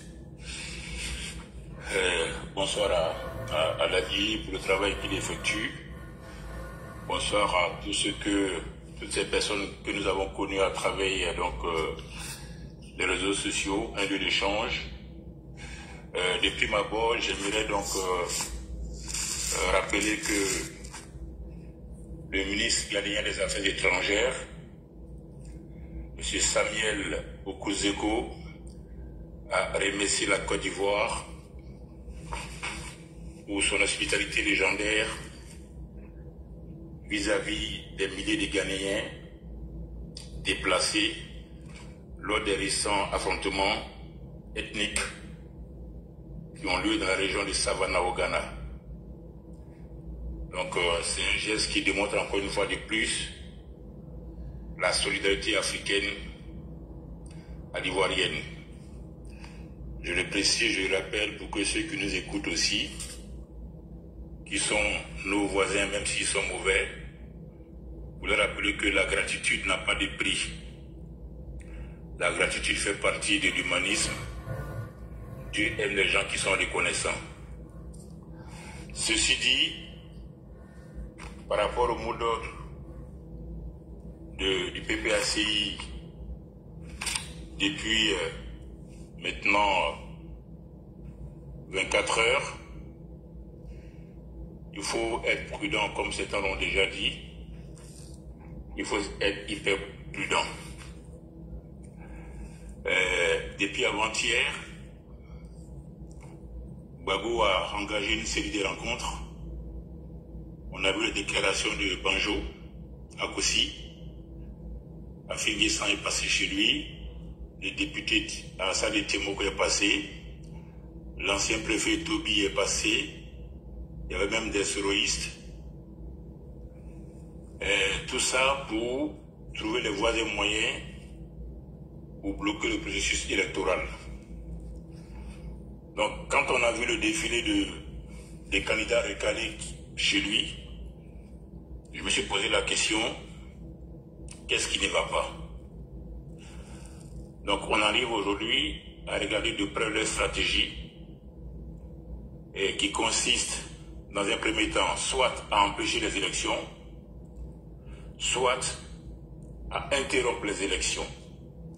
Parce que tout leur discours tend à dire et à insister sur le fait qu'ils vont aller aux élections.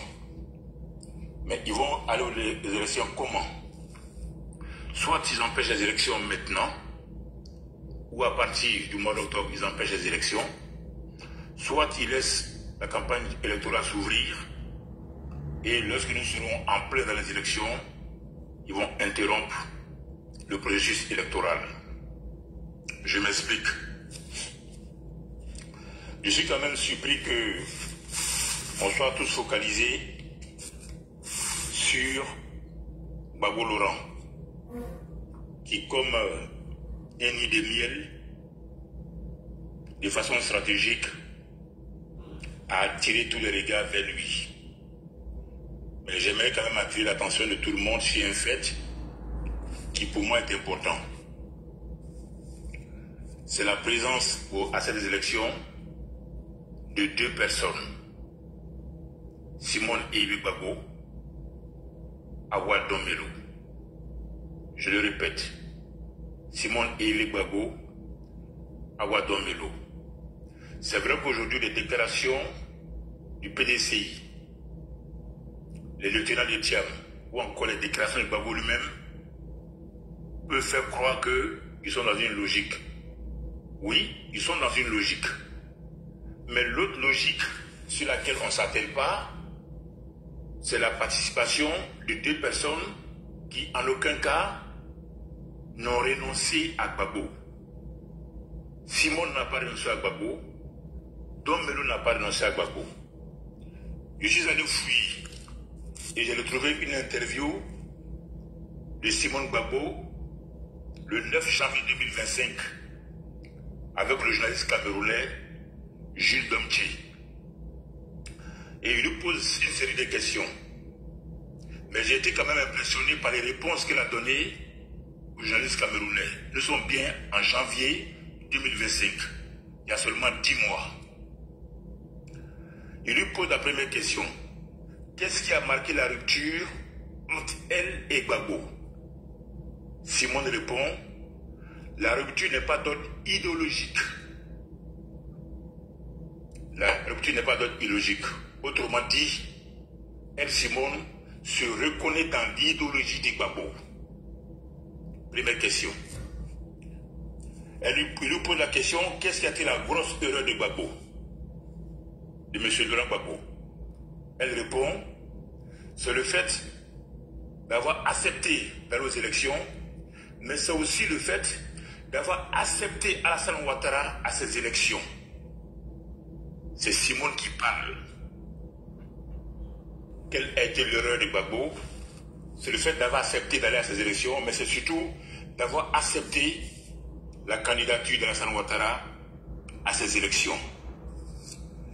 Il nous pose la question, la troisième, est-ce que la Côte d'Ivoire est réconciliée? Elle dit non, la Côte d'Ivoire n'est pas réconciliée. Il lui dit, mais quel est le sens de votre libération? Simone Gbagbo répond, ma libération est un acte de justice. En aucun moment, Gbagbo n'a mérité de se trouver à La Haye, ni Blé Goudé en prison, ni moi-même en prison. Je considère que ma libération, c'est un acte de justice. Et elle répète, il n'y a pas de réconciliation. Des gens, leurs terres auraient été arrachés. Ils ont perdu leurs biens, il faut restituer ces biens-là. Sixième question, quel est le contexte des élections à venir? Elle dit, le cadre électoral n'est pas adéquat. La commission électorale indépendante n'est pas indépendante. La liste électorale n'est pas fiable. Elle continue encore. Qu'est-ce que vous avez pardonné à Alassane Ouattara? Simone Gbagbo va plus loin. Elle dit oui, j'ai pardonné à Alassane Ouattara sous ordre du Seigneur. Autrement dit, elle se met dans la peau de la victime. Dans mes prières, j'ai demandé au Seigneur de me rendre justice. Autrement dit, Simone se met dans la peau de la victime. Et lorsqu'il continue encore dans sa série de questions, le gens lui demandent qu'est-ce que vous faisiez dans le bunker? On a prié, on a discuté, on a continué les réunions. Et il fallait maintenir les résultats des élections, parce qu'on a gagné ces élections. Alassane Ouattara ne les a pas gagnés. La CIE n'a pas été capable de donner les résultats dans les délais. Mais elle omet sciemment de préciser que Damana Picasse avait décidé les résultats. C'est après les Français qui sont venus prendre Youssou Bakayoko pour l'envoyer au QG de Alassane Ouattara. Je précise que cette interview a lieu le 9 janvier 2025. Ouvrez bien les oreilles. Ce sont les Français qui sont venus prendre Youssou Bakayoko pour l'envoyer à l'hôtel du Golfe, le QG de Alassane Ouattara. Et elle dit que les résultats donnés n'ont pas été les bons résultats. Et qu'elle considère que c'est Gbagbo qui a gagné les résultats. Ils ont obligé Gbagbo à aller aux élections, justement, pourquoi? Pour faire de Alassane Ouattara le candidat. Il nous pose la question, quels sont vos liens avec l'AES? Elle dit, depuis le temps du FPI, on n'avait pas d'intégration économique et de nous libérer des puissances non africaines. Au MJC, nous travaillons à notre souveraineté et l'AES nous rejoint comme nous rejoignons l'AES. À la tête de la Côte d'Ivoire, nous envisageons de discuter avec l'AES. Et l'AES, elle précise, c'est une très bonne saison.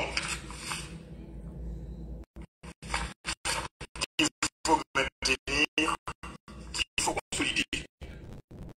La Russie, elle est bon, qu'il ne faut pas peur de la Russie.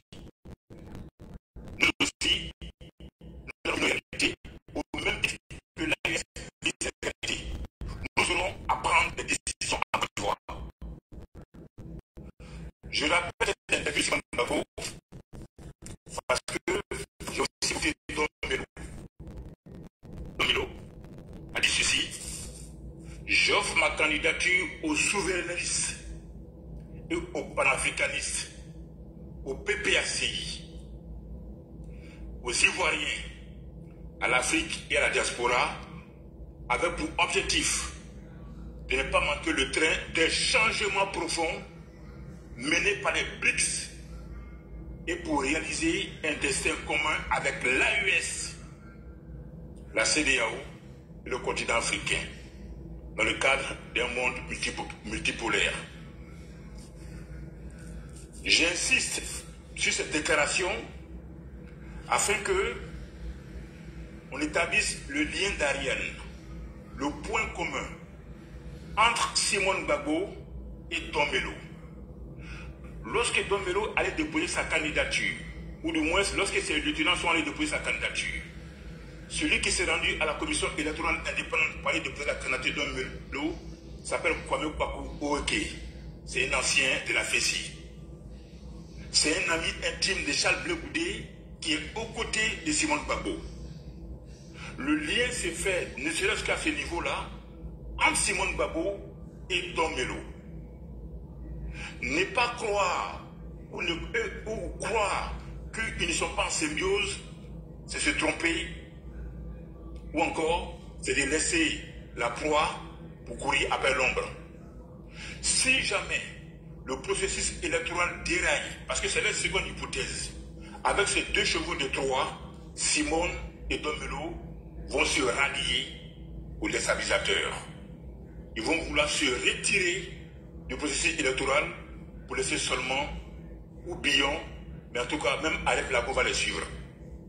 Pour délégitimer l'élection de 2025, ils sont capables à tout moment de se retirer du processus électoral. Puisque quand je prends les déclarations qui sont là, et j'invite ceux qui nous écoutent à aller réécouter la déclaration ou l'interview de Simone le 9 janvier 2025 et aussi celle de Dombello. Ils rejoignent l'AUS, ils sont panafricanistes, ils sont souverainistes et en aucun cas ils ne condamnent l'AUS. Prenez encore des vidéos de Goudé qui apprend de Simone. Lorsque l'AUS a été créé ou a été mis sur place, au contraire, c'est la CEDEAO qui l'a indexé de Goudé. Ce n'est pas l'AUS qui l'a monté du doigt. Pour lui, c'était la faute de la CEDEAO. Donc, ce sont les gens qui se reconnaissent dans l'AUS. Eux, justement, la stratégie de Gbagbo, quand vous l'écoutez, quand il dit qu'on nous attend là où on va aller, ou du moins quand il dit on ne va pas aller là où on nous attend, Dombello a sillonné les pays de l'Afrique de l'Ouest avant de venir poser la candidature. Il a fait une tournée. Il a rencontré Ibe Kakao. Il a rencontré Thiam. Il a rencontré Adama Barrow de Gambie. Ce n'est pas anodin. Dombello est le cheval de Troie de l'AUS, des panafricanistes et des BRICS. L'enjeu international aujourd'hui entre l'OTAN et les pays de l'OTAN, pour ne pas dire les pays de l'Union européenne aussi, et les BRICS, c'est un enjeu important. Parce qu'on aurait pu aujourd'hui s'atteler sur le cas Dombello. Jusqu'à peu de contraire, moi, en tout cas, à titre personnel, je n'ai pas encore vu son plan de gouvernement. Est-ce à dire que ces parrainages ont été organisés par les militants du PPACI? Est-ce à dire que son programme de gouvernement va s'inspirer du PPACI? Car dans cette déclaration, il dit qu'il est candidat pour ma candidature appartient aux souverainistes et aux panafricanistes du PPACI. Ça veut dire, c'est ce que ça veut dire. Donc, c'est vrai qu'aujourd'hui, les Sibiko ou l'arrestation de M. Ziggy Ibrahim ou encore les déclarations de Banjo peuvent nous faire, tendre pour moi à nous focaliser sur quelque chose qui n'est pas faux, qui est du réel. Mais regardez le revers de la médaille. Qu'est-ce qui se cache derrière justement ces déclarations? Où ils veulent nous amener? Qu'est-ce qu'ils n'ont pas dit? Où ils veulent nous amener? Et c'est en cela que j'ai été fouillé. Et quand je prends les déclarations de Simone, j'avoue que ça donne froid dans le dos. Quand je prends également celle de Dombello, ça donne froid dans le dos. Parce que Dombello, depuis 2009, il a été coopté par le BRICS. Il a fait des tournées au sein des pays de l'AUS. Et il dit clairement, sa motivation, c'est d'amener la Côte d'Ivoire à rejoindre les pays de l'AUS. Je vous en supplie, justement, je dis toujours, nous sommes à un tournant déterminant. Lorsque les 90 en 2000, Alassane Ouattara combattait le système du PDCI, on n'a jamais imaginé que derrière la chute de Bédié se cachait le visage de Gbagbo. C'est quand Bédié est tombé qu'on a découvert Gbagbo. Lorsque Gbagbo, de 2000 à 2010, on a croisé le fer avec le FPI, On n'a jamais imaginé que derrière le FPI se cachait le visage de Soro. Aujourd'hui encore, on est dans un combat, mais on voit du côté de Gbagbo, mais on ne voit pas du côté de Doumbello et de Simone, qui n'ont pas changé leur position vis-à-vis d'Alassane depuis 2011. Puisque Simone, elle dit, Alassane n'a pas gagné, c'est la France qui l'a installé. Elle a pardonné Alassane et elle dit qu'elle n'avait pas sa place, ni elle, ni De Goudé en prison, et Gbagbo n'avait pas sa place à la haie. Allez-y comprendre quelque chose. Allez-y comprendre quelque chose. Ça veut dire que si jamais il faut apporter leur soutien à ces déstabilisateurs, ils vont le faire. Et j'ai même l'impression que c'est déjà fait. Mais comme des chevaux de Troie, ils ont participé, ou du moins ils sont retenus par le Conseil constitutionnel. Maintenant, en sourdine, ils vont mettre en place leur stratégie. Donc, il faut qu'on regarde un petit peu ce côté-là et les traiter au même pied d'égalité. Que ce soit Dano Didier, Thiam, ou encore Assad Tiemoko, ou Tobi, ou encore Banjo, ou Babo lui-même, traitons-le au même d'égalité que Simone et Doumbello. Parce que ce ne sont pas des enfants de cœur, ce ne sont pas des gens qui vont faire du cadeau en temps opportun. Et je rappelle encore que cette déclaration de Simone, elle date seulement de 10 mois, c'est-à-dire du 9 janvier 2025, face à un journaliste camerounais. Donc je vais tirer le feu en main, en vous remerciant de m'avoir laissé le temps de terminer. Merci. Waouh. Merci beaucoup, on t'a bien entendu. Solko, bonsoir, comment tu vas? Ah, mon commando, il est là. Commando, il m'a dit, aïe, Zamawai. Bonsoir, Rachel Trasso, grand sœur. Vraiment, bonsoir à tous ceux qui sont sur le panel. Tous les militants sont là.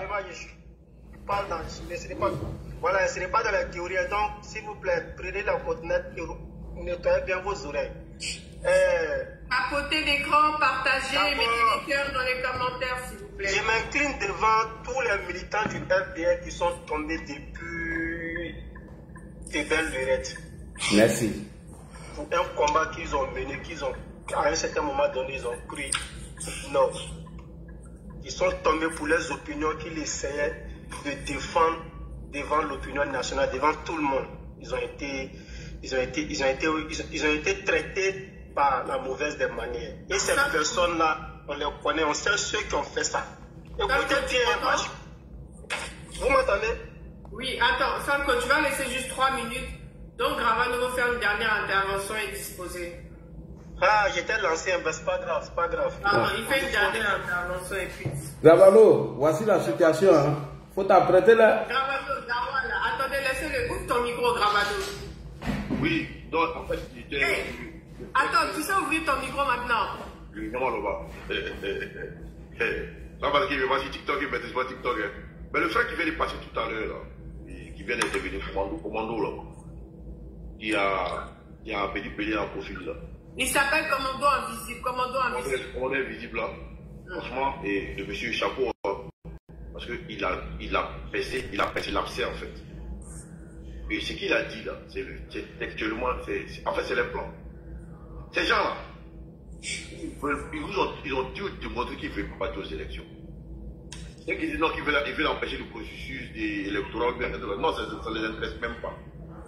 Ils vont installer la chaîne. Ils vont chercher par tous les moyens de pouvoir déstabiliser l'opinion.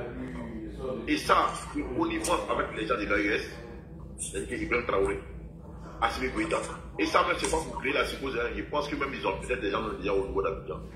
Et heureusement que nos gens sont pour des informations. Hein. Mais ces gens-là. Ouais, bon élément. Comment ça s'appelle? Awa Doumbello. C'est le représentant du BRICS. Et quand les BRICS sont pas de la rue, comment on appelle? Simone Gbagbo, elle n'a jamais changé de BRICS, jamais changé l'ensemble. Et comme il a dit là, à l'occasion, ces gens-là vont se rallier à Laurent Gbagbo qui est en train de constituer actuellement. Donc, Gbagbo Laurent, il a réussi à finir ça. Alors qu'il a refusé de connaître africain dans toutes les démarches qu'Afi a entreprises. Gbagbo dit pourquoi le recevoir. Si vous voyez Gbagbo recevoir Afi ça en telle situation, c'est parce qu'ils ont l'intention de faire quelque chose. Et toutes les déclarations des types du Congo, non, nous allons voter à Alain Lagou, c'est du pipeau. C'est la pure comédie. Ça faut faire croire à nos militants ou bien au RHDP. Non, on a laissé, on a abandonné, on va suivre des candidats. C'est faux. Le plan de ces gens-là, c'est de déstabiliser ce pouvoir-là par tous les moyens. Ouais. S'ils ont des gens, même au sein de la mer, ils sont prêts même à taper dans le dos de la République. Ils ont des gens qui sont déjà là. Et je vois que nos forces, nos renseignements, ils ont toutes les informations. Mais ces gens-là, avec l'AUS, avec la Russie, tout ça, ils sont tous de connivence. Et l'intention aujourd'hui de Laurent Gbagbo, c'est d'installer la Chine. Et je vous le dis, le combat est à l'intérêt pour ça. Donc, moi personnellement, là, les dialogues là, que ouais, dialogue avec l'État, c'est d'un connerie. Ceux-là, ils vont tenter forcément quelque chose. Ils vont tenter forcément quelque chose. Peut-être qu'ils vont échouer, hein, mais ils vont tenter. Et ils sont tous impliqués. L'AUS est impliqué, Sorogio, Gbagbo, Laurent, tout ça. Et parce que, en fait, ils savent pertinemment que non. Si c'est pour les élections, ils vont jamais partir aux élections. Ils ont déjà décidé là longtemps. Frère, qui dit ça ne réussira pas, là on ne sait pas, hein, mais ils vont tenter quelque chose franchement. Oui, oui. Il faut que nous sachions toujours qu'on est mobilisés. Voici le but du direct. Voilà, il faut que nos gars soient mobilisés. Ils vont tenter quelque chose. Franchement, ils vont tenter quelque chose. Souvenez-vous quand Oximo a dit l'autre fois que non, que si Alassane Ouattara est candidat, qu'ils sont au Burkina, là, on pense d'accord. Pourquoi il a parlé du Burkina? Parce qu'ils ont des hommes là-bas. Même l'attaque du Nord, là, c'était pour tenter le terrain, c'est fait exprès. Ils ont des gens là-bas, ils ont des gens encore des gens là-bas. En complicité avec les gens du Burkina, ils sont prêts à déstabiliser ce pouvoir. Et Gbagbo Laurent est à la tête. Tu vois, Gbagbo Laurent, il a dit que non, que lui ne peut pas rejoindre quelqu'un dans l'opposition. Mais pourquoi cette fois-ci il accepte qu'il est en train de venir? Parce qu'ils ont déjà un plan commun qui est de déstabiliser. Qu'elle appelle les gens pour les parler là. Tous les précoudés sont déjà. Et tous sont impliqués dans ce coup qu'ils veulent tenter. Et tous sont impliqués dans ce coup qu'ils veulent tenter. Et ils vont tenter quelque chose, franchement. Donc les gars, moi je vais dormir comme dans le baraque de bain. Et vous laissez. Mais la réalité, le gars qui vient de parler tout à l'heure, commandant invisible, c'est-à-dire qu'il a créé l'abcès. Il a dit textuellement ce qui doit se passer. Les gars là, comment Simon et puis Kawa Dombelou là, les arènes là, ce n'est pas nous. Parce qu'à la moindre erreur là, ils vont se rallier aux autres là pour dire Alassane Ouattara va rester le seul candidat. Qui n'a pas de un seul candidat. C'est impossible. Donc ils seront obligés de faire reprendre les choses.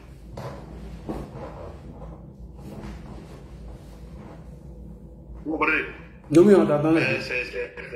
Voilà, c'est clair, ils vont tenter. Il y a longtemps, ils ne veulent pas partir aux élections. Et longtemps, les militants ne pas se faire enrouler. Même si c'était un candidat là, les militants ne sont pas fait enrouler. Qui allait voter pour eux? Même si Gbagbo était candidat, même si considérant que le Conseil constitutionnel avait validé la candidature de Gbagbo, ils ont été militants. Les militants ne sont pas fait enrouler. On a vu aux dernières élections, les résultats, ils savent, ils ne sont pas dupes. Donc ils sont conscients qu'ils ont commis des erreurs par le passé. Donc de ces faits-là, ils ne vont jamais aller aux élections. Donc ce qu'ils veulent faire aujourd'hui là, c'est quand ils disent qu'on va aller aux élections, Africain ça l'a dit, nous irons aux élections sans Alassane Ouattara. Mais ça voudrait dire quoi? Le Conseil constitutionnel a dit des candidats, vous n'êtes pas dedans, mais vous dites qu'en privé, vous n'êtes pas aux élections. Mais sans Alassane Ouattara. C'est que j'avais peur de déstabiliser en complicité de l'AUS. Pourquoi quand ils ont donné les résultats, c'est les gars de l'AUS qui feraient là-bas, qui sont les plus fragiles? En quoi ça les concerne? Si vous-même, il n'y a pas d'élection, mais pourquoi les candidats en Côte d'Ivoire, ça vous dérange? Parce qu'ils sont tous de connivence. Ils sont tous de connivence. Donc ça nous d'être vigilants. Ça nous doit d'être vigilants. Voilà, moi c'est pour ça qu'il dit que c'est un gars là, moi il ne faut pas rigoler avec eux. Gbagbo même là, mais c'est un gars même là. C'est le président qui va travailler, je ne sais pas s'il cherche non. Ça c'est un gars qui devrait être en liberté. Donc on ne doit pas être en liberté. Parce que ces gars là, chaque fois qu'il est dans une élection, la Côte va en difficulté. Il y a toujours le sang qui coule. Hein? Il y a toujours le sang qui coule. Quand il est dans une élection, il n'est pas candidat, le sang qui coule. Sauf où il est actuellement, les gars là, ils sont dans une logique de quoi? Si Gbagbo vient au pouvoir, on va s'y venger. C'est ce qu'ils nous disent tout le temps ici. Donc Gbagbo peut apporter quoi à la Côte d'Ivoire? Il a été 10 ans au pouvoir, il n'a rien apporté. Où on attrape marché, il a apporté quelque chose à la Côte d'Ivoire. Il faut arrêter. Les gens, ils ont de mauvaises intentions. Et c'est ce qu'ils veulent faire. Dans la famille. Oui. Moi, je vous souhaite une bonne nuit à chacun de vous. Vraiment, merci. Dis à tous les militants, on doit rester mobilisés, champion. C'est ça qu'il faut. Oui. Il faut rester mobilisé. Il faut rester mobilisé. Ils vont tenter des choses, que ce soit au nord, à l'est, à l'ouest. En tout cas, ils vont tenter quelque chose. Pas mon niveau d'avis, ils vont tenter quelque chose. Ils vont tenter quelque chose. Les gars, ils disent là, On va marcher. C'est le condamné. Ça, c'est la phase physique de l'iceberg, en fait. Marche qu'ils vont organiser là. Ça n'a rien à voir. Mais les gars vont marcher. Quand les gars ils vont sortir dans tout pour tenter quelque chose. Ah. Bonne nuit à vous tous. Merci beaucoup. Merci. Ravanio, maintenant, descends tout seul, on va voir. Il a fermé son micro. Il ne sait pas descendre tout seul. Sanko, reprends le micro, on t'écoute. Tapotez le live, partagez, mettez les cœurs dans les commentaires. Aujourd'hui, tu vois, il ne sait pas descendre, il est encore sur le panel. Il ne sait pas descendre. Tapotez le like, partagez. Il est 1h30, on l'a dit. Tu fatigues donc Ravano. C'est mon grand frère, c'est mon cousin, c'est même Mété là, c'est nous tous, on est là. Tapotez le live, partagez, il est 1h30 du matin, nous sommes 1400 personnes connectées sur TikTok. Là, dit sur Facebook, il y a combien de personnes? Il y a près de 400 et quelques personnes. 400 personnes sur Facebook, 1h30 à Paris, 1400 personnes sur TikTok. Solco, le PPAC a prévu de brûler la Côte d'Ivoire à partir de lundi et de brûler Tonopien. Qu'est-ce que tu en dis? Qu'est-ce que tu en penses? Il y a 464 personnes, il y a 300 et quelques personnes sur 338 personnes sur YouTube. Ok, elle a dit, je salue tous ceux qui sont sur YouTube, je salue tous ceux qui sont sur Facebook. Hein. Merci. Chaque on t'écoute. Ok, d'accord, vraiment, comme il a dit, je salue tout le monde. Hein. Grand frère Ladji, Kimia et puis grand chien Rachel, Crasset, tous ceux qui sont là. Comme ton Dravan l'a dit, vraiment, merci à Commandant Invisible. Mais moi, je ne vais pas vraiment, je ne serai pas dans les théories, comme je l'ai dit précédemment. Je m'incline devant tous les militants du FDS. Alors, nous sommes RADP qui sont tombés pour leurs opinions. D'abord, depuis la création du FPI, c'est-à-dire le FPI n'a jamais d'abord respecté les militants du président Alassane Ouattara. C'est-à-dire on a été traités avec dédain et mépris. C'est-à-dire même aujourd'hui dans l'opposition, ils pensent qu'ils sont toujours au pouvoir. Donc leur plan est simple. C'est humilier à tout prix le président Alassane Ouattara afin qu'il ne quitte le pouvoir. Ça, c'est leur plan. Ça n'a pas changé. Même si aujourd'hui, là, on met un autre candidat, on met Laurent Gbagbo sur la liste électorale, ça ne va rien changer du tout.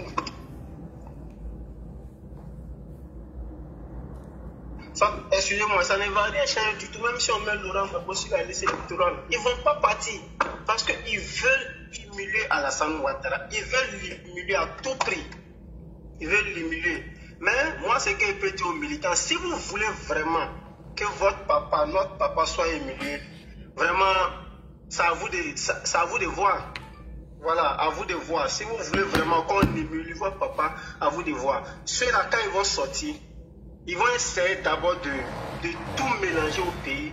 Là, les gens vont dire non, ça va mal en Côte d'Ivoire, la Côte d'Ivoire a telle chose. Là, pour eux, les militaires vont prendre leurs responsabilités, essayer de faire un coup d'État. Quand vous écoutez Maïga, celui de l'AES là, qu'est-ce qu'il dit?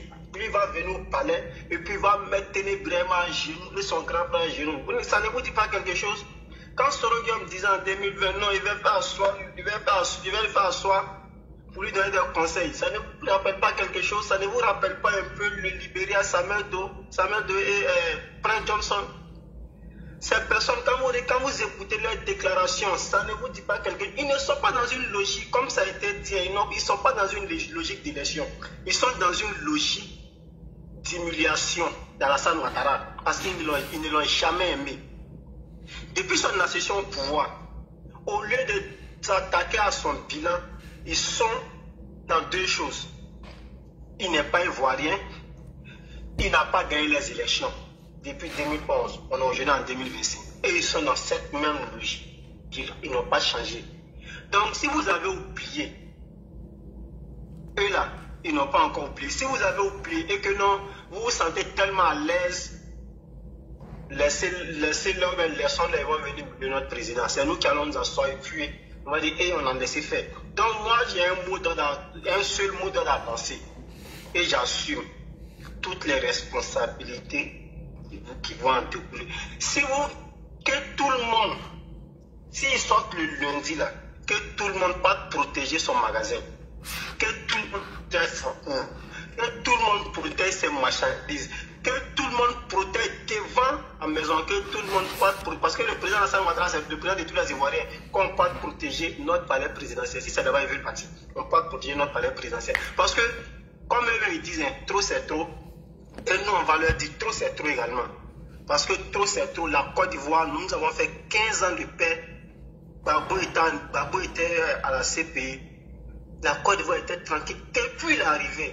Tellement que non, d'après les Malingués, finalement, c'est un gars, il aime bagarre, il aime faire palabre. Depuis l'arrivée, rien ne marche. Donc, mes frères et sœurs, tous ceux qui aiment la Côte d'Ivoire, je ne dirais pas seulement les gens du RADP, tenez-vous prêts. Voilà, nous ne sommes plus dans les discours de raisonnement. Seul on ne peut pas les raisonner. Ce n'est pas possible. Depuis combien d'années nous sommes en train de tendre la main? Vraiment, venons à la paix. Nous avons connu une histoire vraiment qui est triste. Allons de l'avant. Le Rwanda a connu plus d'1 million de morts en quelques mois. Aujourd'hui, le Rwanda est réconcilié. Nous, on a fait quelques temps, on a fait 3000, officiellement 3000 morts. Oui, c'est une histoire qui est triste. Mais tournons la page, allons de l'avant. Mais ils disent non. Ça là, ils vont faire match retour. Pourtant, normalement, on doit aller de l'avant. Si vraiment ils aiment la Côte d'Ivoire, c'est une page qu'on tourne et puis on va de l'avant. Mais non, ils ne sont pas dans ça. Donc, tenons-nous prêts. Ils ne sont pas dans les histoires de ce, comment on appelle, on va venir se raisonner, on va se donner des conseils. Non, à Londres, ils ne sont pas dans ça. Hein. Tant qu'ils n'ont pas vu humilier Alassane Ouattara, ils ne sont pas à l'aise. Maintenant, moi, je leur réponds de façon personnelle. Ils ne pourront pas l'humilier. Alassane Ouattara, ils ne vont jamais l'humilier. Donc, s'ils veulent passer à autre chose, qu'ils passent à autre chose. Voilà, passons à autre chose. Laissons le président. Le conseil constitutionnel s'est prononcé. Nous avons 5 candidats. Si vous voulez le changement, si vous voulez qu'Alassane Ouattara parte, trouvez des moyens légaux. Par exemple, allons aux élections. S'ils paient, on part tranquillement. Mais pour que vous allez faire la violence là, c'est pas la violence, il va pas. Vous avez tiré, vous avez joué bidé, ça ne va pas passer. Voilà, allons aux élections. Si on a perdu, nous sommes des républicains, nous sommes des démocrates. On va reconnaître notre défaite et puis on va céder le pouvoir tranquillement. Mais pour dire venir humilier notre papa, notre présence, c'est que nous sommes des enfants maudits, les plus maudits.